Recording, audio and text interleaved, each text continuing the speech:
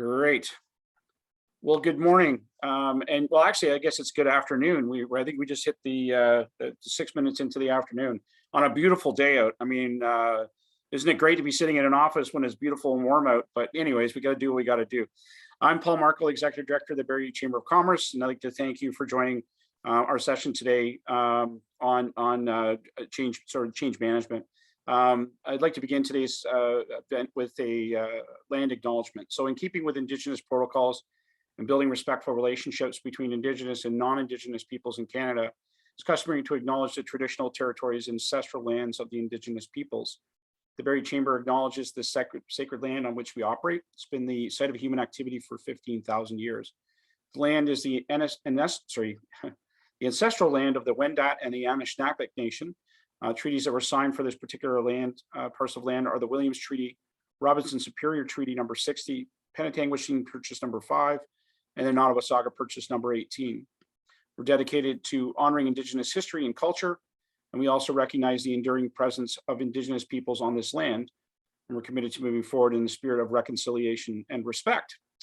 So the subject of today's webinar is finding that balance between work and personal life and in normal times. And obviously with COVID, that's obviously aggravated things. So it's even more difficult when you're a business owner if there's a family crisis. So even more trying in the middle of a pandemic. Rose Pellar from GMS Law is here to share some proven methods of walking the tightrope between work and personal life, ones that she's used successfully and still uses herself. You may already know of them or even already use some of yourself. So this presentation will expose some of the reasons you constantly feel there's never enough time in the day, why you're stressed out and feeling like a hamster on the wheel, running so fast and never getting anywhere. Rose stresses that it's vitally important to be very specific on what you want to achieve for your business life as well as your personal life, and that you're no longer walking a tightrope. It becomes a cakewalk, and that's really the nice thing about having these kinds of discussions is that sometimes you pick some things up that you hadn't really thought about, or just engage your mindset about how to find that balance. We find ourselves doing that right now. We're coming out of the pandemic. The office is busy. We've got a lot of things coming up, a lot of things we haven't done in 2 years, and that creates stress. You've got new staff, new way of doing things, new things to consider. So I'm really curious to see what you got for us today, Rose. Thank you very much for coming in. Just a little bit of background. Rose has been an associate lawyer with GMS Law since September. Prior to that, she owned her own business, her own law firm. And we have a shared background as well that we were just discussing before we started. Again, Rose will give you a bit more of an update on the things that she works on. But obviously, GMS Law has been a great partner for us. Joanna has always been very, very helpful in providing a different kind of perspective on law and family matters. So this is again another departure and something else that they offer at their firm, which I'm interested to hear about. So with that, Rose, take her away. Thank you, Paul. Okay, so life has been anything but normal in the past 2 years since COVID, and a lot of us has had to work from home. And we juggle family and we juggle work. And sometimes it's hard to compartmentalize one from the other. It's even more difficult when you're going through a separation or divorce, or you've been let go from work, or you've suffered a significant decline in business. All those emotional stresses make it even worse. Many business people often think the solution is to work harder and longer. And I'm going to suggest that it probably doesn't work for most of us. And it can leave us feeling as if we're 100 feet up off the ground on a tightrope in danger of falling. And some of us also believe that if we learned proper time management, life would improve. And as much as I like time management and it is important and useful, I'm going to propose that this is not the end all and be all. Others may also believe that getting more help at work is a viable solution. And to some degree it is, but care has to be taken to ensure you get the right kind of help and that this hired help is going to be committed as well to reaching your goal. In my opinion, unless you first make a decision about what you most desire to accomplish in life, no amount of longer hours, harder working, time management, or hired help will lead to success. When you have a purpose in doing what you're doing, and you are committed so much that you will focus on it and take necessary action with a positive mental attitude to attain it, you will learn how to manage your time and become not so stressed out. Of course, life is more than work and family. And the four major areas I like to think are health and well-being, whatever that means for you, whether it's being physically fit, achieving an ideal weight, or being more energetic and full of vitality. The other area is that of relationships. And of course, we all know there are different levels of relationships, whether it's with your significant other, with your parents, your child, with your friends, your business associates, with your employees, or with your clients. They're all different, and you need to establish what your purpose is for each of those. An important part, which is what we're focusing more on today, is work. And my mentor, Mary Morrissey, likes to call it the creative expression. And I love that term. So what does work mean for you? Is it something you do because you're skilled at it? Or do you do it just as a means to an end? Or do you do it because you love it? The other area is time, money, freedom.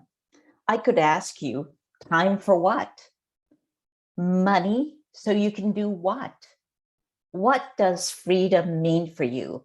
Is it being simply retired? Or does it mean doing what you want, when you want, with whom you want? For the purpose of this talk, I won't go into the specifics of each of these areas, except to invite you just to take a few seconds to take stock of where you're at. So as you think of each area, I want you to score your satisfaction level truthfully from 1 to 10. 1 being totally dissatisfied and 10 being completely satisfied. These areas make up your wheel of life. Go ahead and take a couple seconds. In the area of health and well-being, are you totally dissatisfied, mildly dissatisfied, sort of satisfied, totally satisfied? Write your score down. Again, reminder, 1 is totally dissatisfied and 10 being completely satisfied. For relationships, for this purpose, I'm going to ask you to score yourself just on your major relationship, which is your significant other and your family. So again, 1 to 10. What is your score? Then the next area, creative expression or work, score yourself again. Is it 1, totally dissatisfied, 10, completely satisfied? Now, I'm going to reckon that you may not all have all 10s in these areas. And if there's anything below 10, it's going to be a bumpy ride. Because if you score a 10, an 8, a 5, a 4, that's not a perfect wheel. And so you will encounter a really bumpy ride through your life. Of course, some of you may have been non-committal and scored a 5 on all those areas. And although it will be a smooth ride, it will take longer to get where you're going, because the smaller the wheel, the more turns that are necessary. So I'm going to hasten a guess that there's some areas that we all need to work on. However, since today we're talking about balance in a larger sense, work and personal life, I will challenge you to define your major purpose for your business and also the major purpose for your personal life. Remember, life is to be lived large, not on a small scale. We won't have time to do this fully during this presentation, but I would like you to commit to doing this as soon after today as possible. Will you commit? Napoleon Hill believed that when you know what you want from life and you're determined to get it to the point where it becomes an obsession, and that obsession is backed with continuous effort and sound planning, then you have awakened and developed definiteness of purpose. As you remind yourself each day of your definite purpose, in other words, why do you do what you do?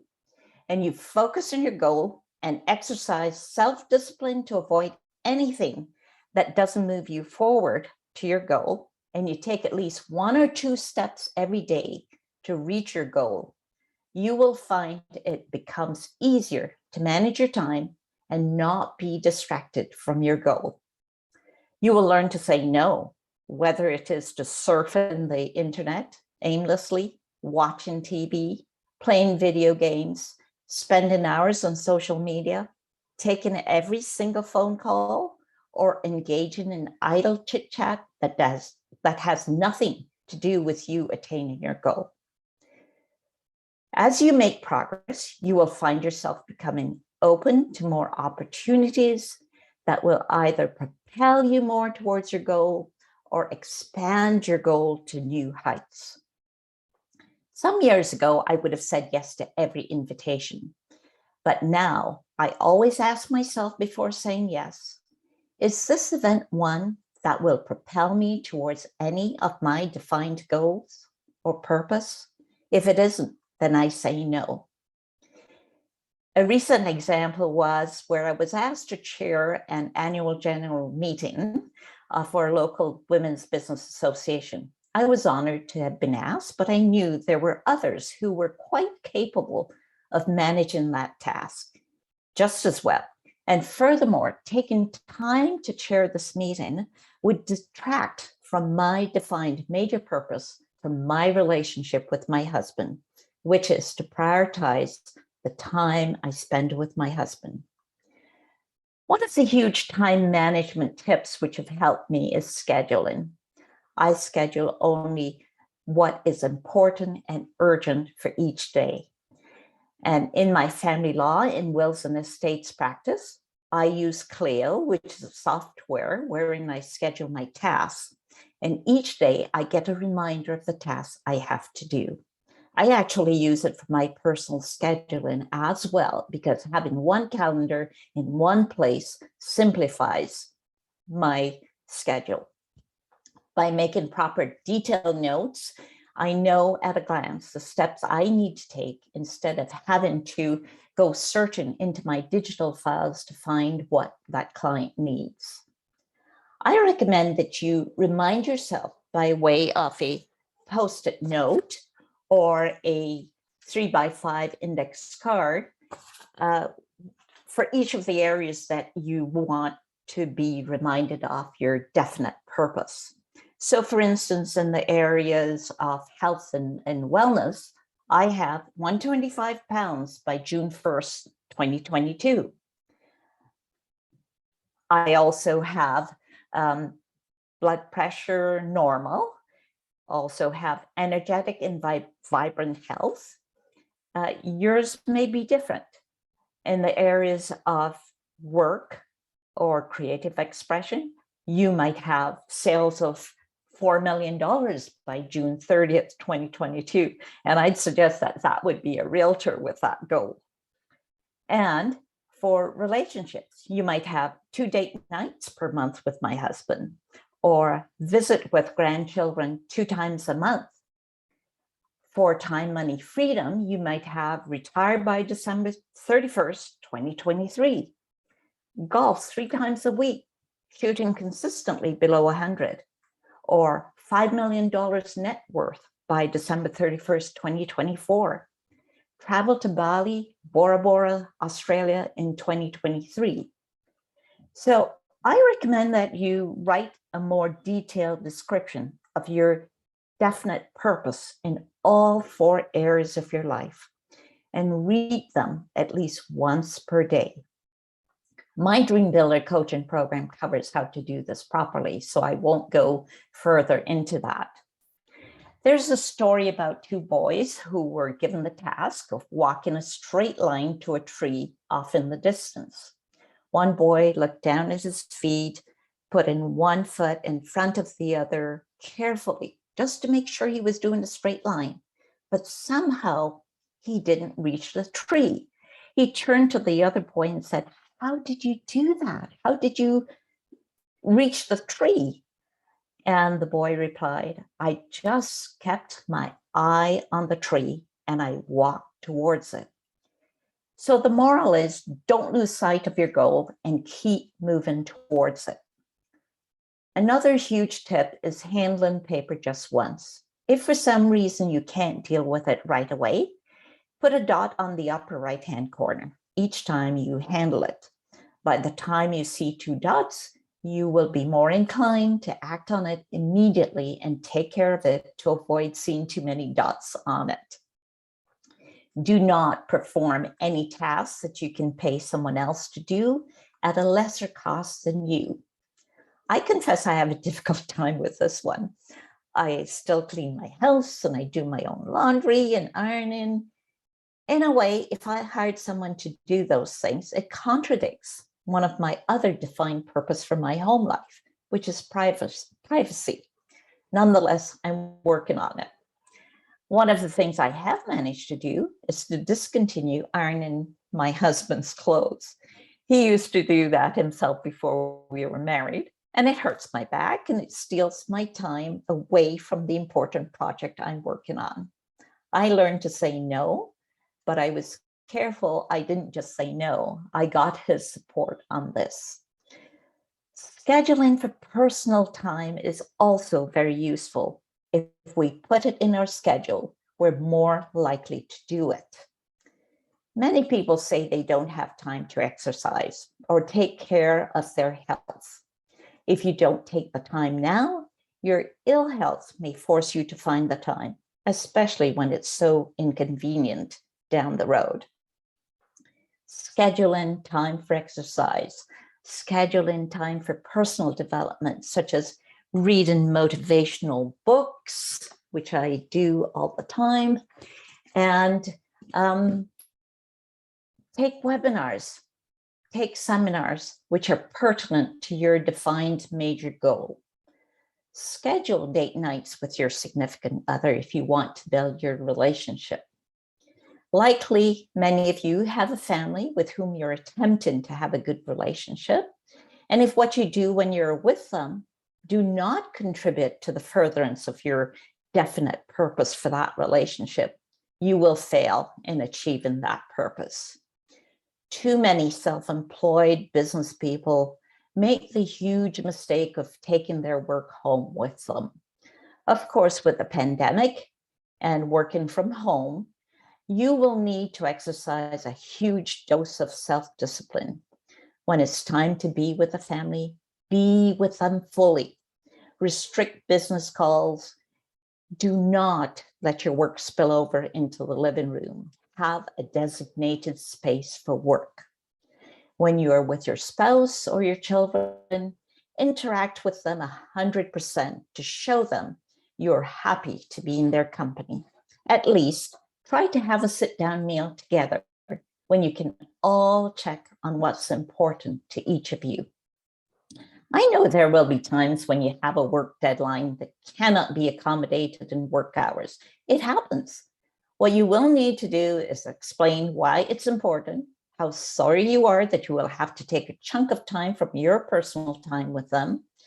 And when you share the importance of what you have to do, and you let them know how helpful it will be to have their support and how much you regret stealing that time away, you may be quite surprised at how willing they are to accommodate you.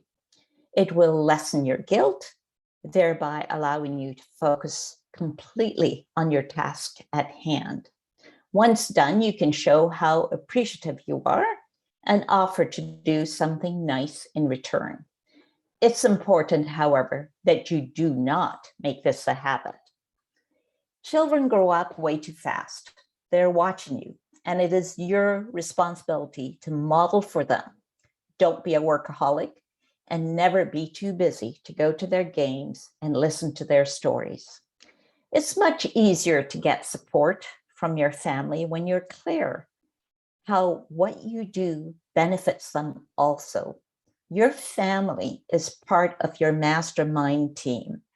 Explain to them what you're passionate and excited about. When you generate that excitement, they will become excited for you also, and may even come up with suggestions that will help. It's important to keep a positive mental attitude and be determined that if you suffer a setback, you will pick yourself up, dust yourself off, and keep going towards your worthy goal. Setting boundaries on your time and space is important. Because I'm working from home, I make a point of telling my retired husband the night before what my schedule is for the next day. I will say after coffee, and this was important because it's important time we spend together. So I say after coffee, I will be working in my office downstairs, and I have a Zoom meeting today tomorrow at 10:30, 1 o'clock, and 2:30 and 3:30. If you wish, we can have lunch at noon and go for a walk at 1 o'clock so I can get back in time for my 3:30 meeting. Oops. This tells him that during my Zoom calls, he can't be on the same level of the house as I am, and that the TV volume has to be lowered. However, he will also see from my statement that I am carving out time to be with him. I'm also telling him that exercise is important for both of us, an opinion he shares. At other times, I will share that my day is completely open, and is there anything he would be interested in doing? At the top of my priorities are my relationship with my husband, with my children and grandchildren. However, I'm also committed to being a good family lawyer, and when I schedule myself for work, I am totally focused on going the extra mile for my clients. My major purpose for my work is to help individuals using my experience and legal skills to navigate through their divorce and separation in a cost-effective manner and a caring manner. By doing so, I earn a respectable living, which supports the lifestyle I want and satisfies my need to make a difference in the lives I touch. This example I've shared with you is to give you an idea of how to frame your definite purpose in this huge area of your life. We have only 24 hours in a day. 8 of those are spent sleeping, 8 are spent working, and 8 is left for maintaining your relationships, caring for your health and well-being, and household chores, medical appointments, personal development, etc. Nothing is more counterproductive than being unfocused. Guard your time. Don't waste your time worrying about anything you have no control over. Lessen the time you listen to the news. Work isn't hard. Life isn't hard. It's how we choose to see it that makes them difficult. When we have a worthy goal and we believe it, never losing sight of it, and we take continuous and conscious action towards it with a positive mental attitude, it becomes a cakewalk, or it should be. In summary, my recommendations for finding balance in business and your personal life is: 1, define your major purpose in work and all the other areas of your life. 2, become obsessed with it, commit to it. 3, apply continuous and conscious actions towards its attainment. 4, exercise self-discipline by avoiding anything that does not support the attainment of your major purpose in all areas of your life. 5, do not wallow in self-pity for any experience that you may experience. Number 6, maintain a positive mental attitude and get excited and share that excitement with people who can help you towards the attainment of your goal. 7, commit to improving yourself. 8, keep your eyes on your goal and do something every day towards your goal. 9, when you're at work, focus on work. When you're with your family, focus on your family. Do not cheat yourself or of rest and relaxation. The hours really do not matter, but the general rule is 8 hours for sleep, 8 hours for work, and 8 hours for your personal well-being, health and well-being, relationships and development. Number 10, go after your goal. Choose not to be forever walking a tightrope. Follow these steps and you will amaze yourself how much you will accomplish with ease. It's a cakewalk, or it can be. So it has been my pleasure to share this concept with you. I am Rose Pellar, life change coach, who is a divorce lawyer at Jamis Law in Barrie. Thank you. Well, thanks, Rose. That was great. Very, very well, thought through and put together. Clearly something that's worked for you over the years, and I appreciate you sharing that with us. I don't have a lot of questions in here from our audience, so I'm hoping that they'll start to add a few in now that we're finished with the presentation. So if you do have a question, please put it down into the Q&A section on the bottom there. But from what I was listening to, I mean, I think the common threads were that communication is obviously something that's super important. And whether it be relationships or at work, and understanding exactly where it is, having some sort of a system in place, whether it's electronic or whatever works for you, but something that you're consistent with, that you do on a regular basis, and that you don't let it slip, are keys to basically staying on track with these kinds of things. And through my last or many years doing different things, I've always sort of relied on this one concept of be here now. It's not always possible, but be here now allows you to kind of stay focused in the moment. If you're at work, be at work and do work, and if you're at home, be at home, and be at home. And those things have served me very well. So I heard that resonated in your top 10. And the other thing that my dad always said to me was, one day's work in one day.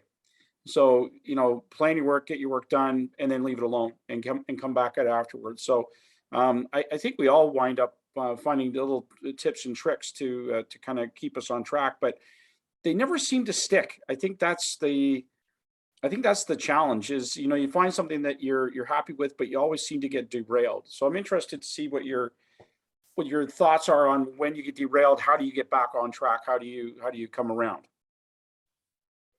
It's probably very well known, this analogy is of a plane taking off and they have a destination in mind, and they course correct many, many times, but they always land where they're supposed to, barring any weather conditions or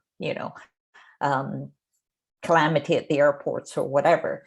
Mm-hmm. So the entire thing is, and it's just like that tree you're walking towards, is if you keep that ever in the forefront of your mind, that's your goal, you keep assessing where you are at and you keep course correcting, you will get there.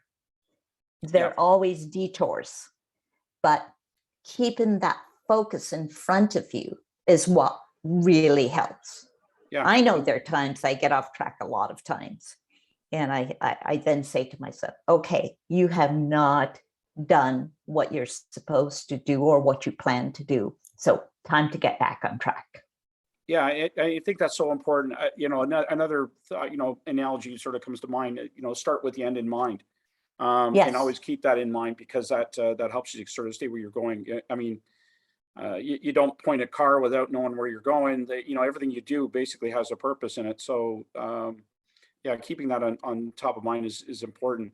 And it's funny, in this kind of an environment, I always find that the phone rings and it gets you off track. And sometimes managing distractions isn't as easy as we'd like it to be, because the distractions are really a part of the actual role. But that one comment you meant about putting a dot on the top of each paper when you touch it, there wouldn't be any writing left on the on this sheet on some of these ones. So that's a good tip, actually, and I think that's maybe something that I will adopt as a good new tool. I hadn't thought of that one before or heard of that one, so that was great. A couple of questions coming in now, so we'll go to a few of those.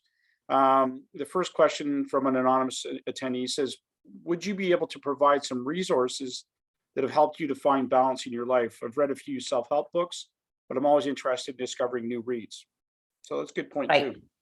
Okay. So one of the resources that I use is because I have done so much work in personal development myself. I have done more than 25 years of personal development along the way. And I have done this coaching that I now teach, and it's called Dream Builder Live. And it's really focused on living a full spectrum life. And my mentor is Mary Morrissey, and definitely that is the thing I believe in, but I also do read a lot. One of the books I would recommend is, and it repeats some of the things I've covered here today, is Napoleon Hill, Keys to Success. It summarizes Napoleon Hill book, Think and Grow Rich, but it's very good. The other book I have been studying a lot is called Attitude is Everything. And it's by Jeff Pellar, who used to be a lawyer. And in fact, at JMS Law, I do an inspirational Monday email every Monday to the staff. And we've been going through the book and pointing out highlights of how we use our attitude in how we treat our clients, how we treat each other. And so that's another good recommendation. So there are lots out there. And the thing is, there is universal thought. And it just depends on who speaks to you. Who do you follow? And just pick one. Pick one. And if it resonates with you, keep doing it. Keep following it. Yeah. It may lead you to other thought leaders as well, but the idea is you've got to do something. So keep doing what you're doing. To this anonymous attendee, is that you've been reading a lot of books, and so that's good. And you will find after you read a lot that they're saying more or less the same thing, but in different ways. It's who speaks to you. Right. Yeah. And I mean, that's a good point. You're that commonality. I mean, when you talk about things like the DISC model, and there's a million ways to skin that same cat, but it's whatever one you kind of get your head around is the important one. And Joanna actually put a comment in here and through the chat saying, today I brought myself back to why I started all this, and that gets me back on track. So, obviously, sometimes I think even attending webinars like this are really helpful because you kind of snaps you out of that doldrum that you're in to kind of get back to basics and maybe reinvest or investigate why you're getting off track. So really good points. A comment in here is if you're lacking in more than one of the four areas, which, I'm going to tell you this, there's probably a few of us out there, which one do you tackle first? So what's the priority to get yourself going in the right direction? To me, it's the one that you really tugs at your heart. The one that really says, if I don't accomplish this, I'm not living the way I should be. And so sometimes they intersect. In fact, generally they do. All areas of your life intersect. And sometimes if it's work and you are finding you're consumed by it, and yet you're ignoring your family or your health, you can't do one without the other. So it's almost like having to do them in tandem. working at them all at the same time. If you make it a rule of each day doing at least one thing in each area that will bring you closer to your goal, you can't go wrong. Yeah, I think that's 100% right. You talk about there's this old concept of the worry tree, right? And you're hanging worries on it like a Christmas tree, and when you're at work, you're thinking about family stuff. I mean, it's impossible to really pull all those things off. I never really kind of agreed with that whole thing. You have to be balanced in the way you go about things. Things that happen at work are going to impact you at home, and you just be cognizant of it and recognize when those things are sort of happening. But one of the things I'll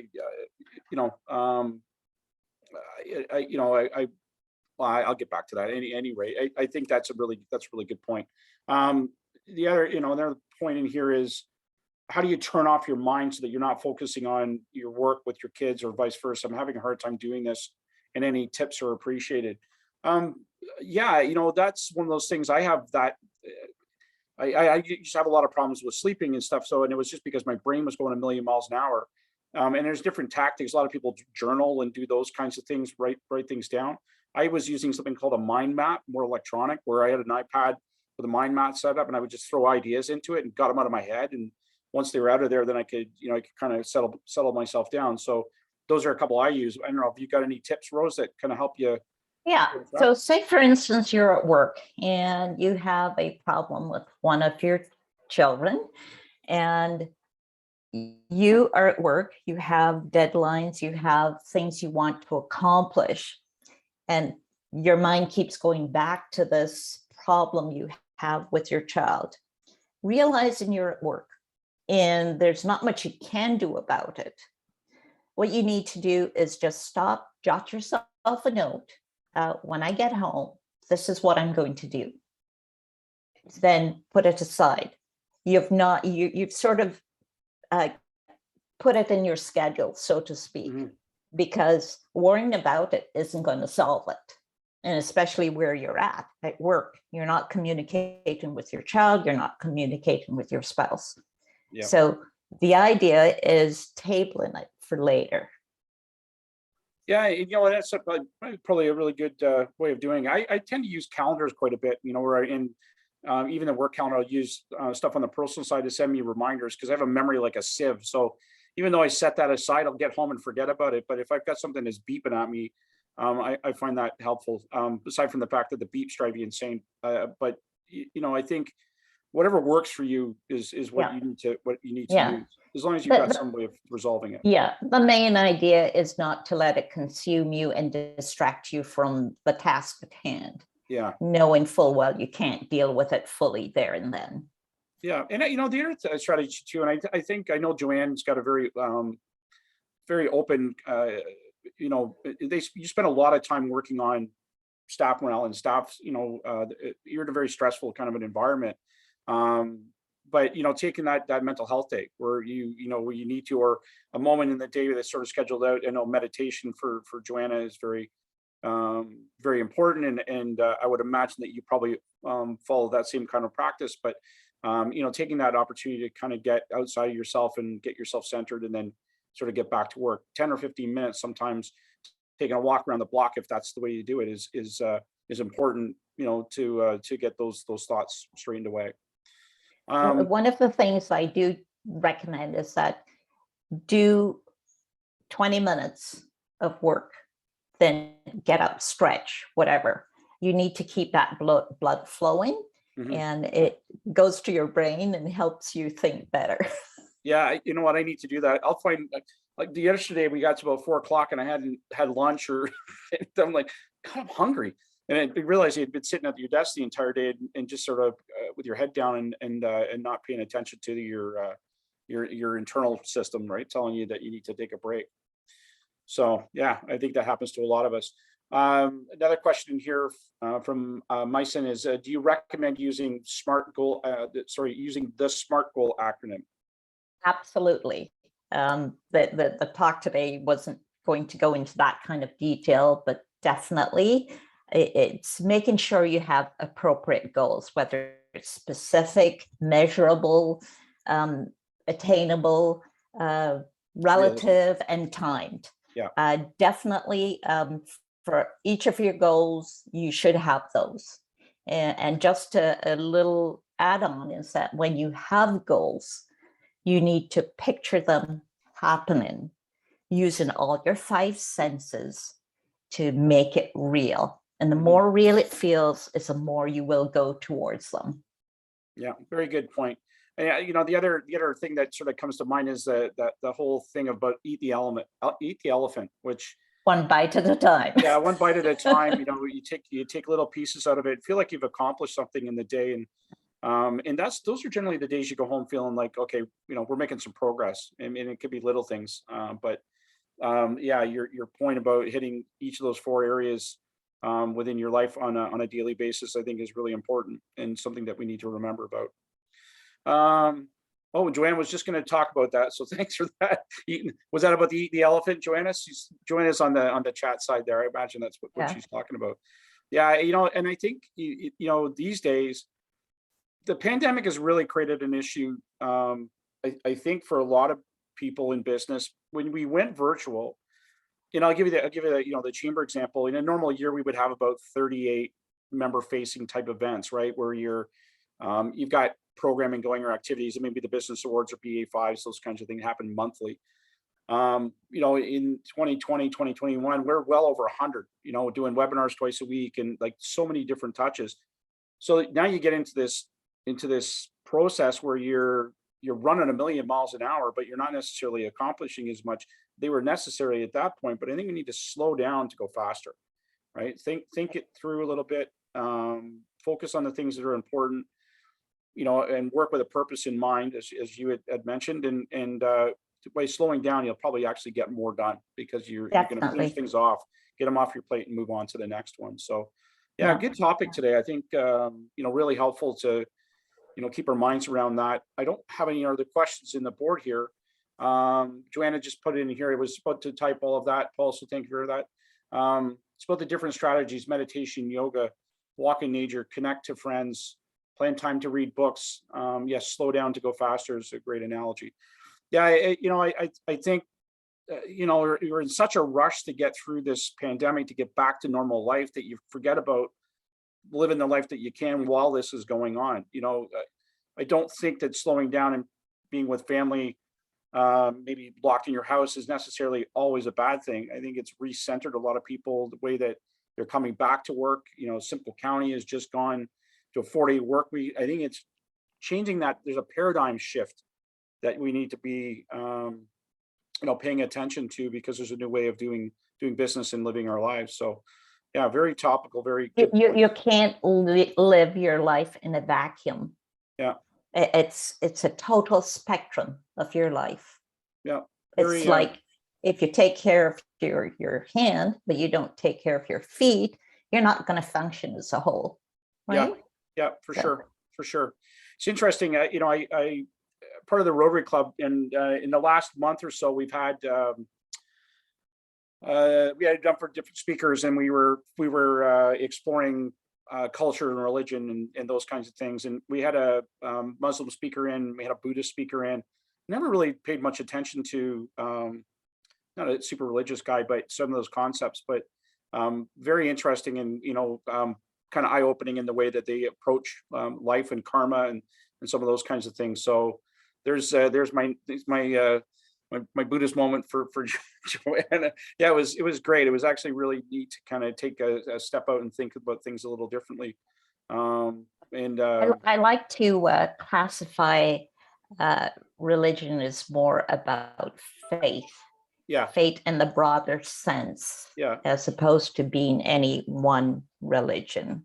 Yeah, and I didn't look at that as being religions. It was more about a way of doing business, way about going, and it's faith-based, obviously, but it's just a different way of sort of approaching life, and with faith as a component of that. So really cool to sort of take some of those concepts. And you know what, there's those kinds of things happening in Barrie. If something hasn't worked for you up until this point, get outside of the box. Maybe take a lesson, or think a little differently to see if that'll help. commenting here, always say ask for help. And I think that's also a really Yeah. important component in there. Definitely. And that's where the mastermind comes into play. Yeah. Getting together with people who are of like mind and who will support you in going towards your own goal. Yeah. Accountability coaching, right? Somebody's going to kick you in the butt when you get off track. I think those things are exactly super important. I definitely need that. All right. Well, we've got a couple of minutes left, so I think what we'll do is we'll just get into our wrap up, and then give a few minutes back to people's days. But excellent topic, Rose. Nice to meet you. And again, as I mentioned in the prologue, I mean, it's always a really interesting webinar when we do stuff with JMS in general. So I'm happy to continue to add to our repertoire as we move along. We've got a number of different things happening here at the Chamber and, coming up in the next little while. Obviously, we're continuing to support the business community with rapid screens. We do have them back in the office. The province finally, figured out how to deliver them with no notice, by the way, but we have them. So we're able to support our businesses out there. So if you need rapid screens, please, register, come and pick them up. It's very easy. And again, with these rising COVID rates, a lot of infections, not necessarily making people sick, but it's certainly disrupting the workplace. I think the rapid screens make it much easier to keep that under control. We are going to continue to do these kinds of webinars on a less frequent basis, just so that we can get back to more regular programming. We have Chamber Chat Networking tomorrow at noon. Please register for that so we know that you're coming. You just go to the Chamber website, go into our events, click the button. There's no cost. We just want to know that you're coming. And then we have our Women in Business Awards on April 27th, which is exciting. We're going to recognize some of the really strong female entrepreneurs, community partners, and leaders within our community. Tickets are sold out, but they're, again, if you really want to come, give us a call, talk to Megan or Caitlin here at the office, talk to me if you like. And we'll put you on the waiting list. We do have tickets come available from time to time. We didn't fill the room, so we may add a table or two if the demand is there. So please let us know if you're interested in coming. Okay.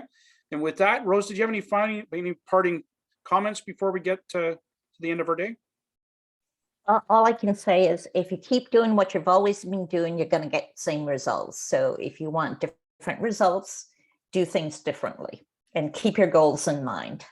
Great point. I think that's the mistake I've been making all along. All right, then, everybody. Have a great day. We'll see you soon. And have a glorious day. I mean, get outside and go for a walk. I'm going for a walk right now. Better for a couple of weeks. Yeah. All right, guys. Okay. Thank you. Bye-bye.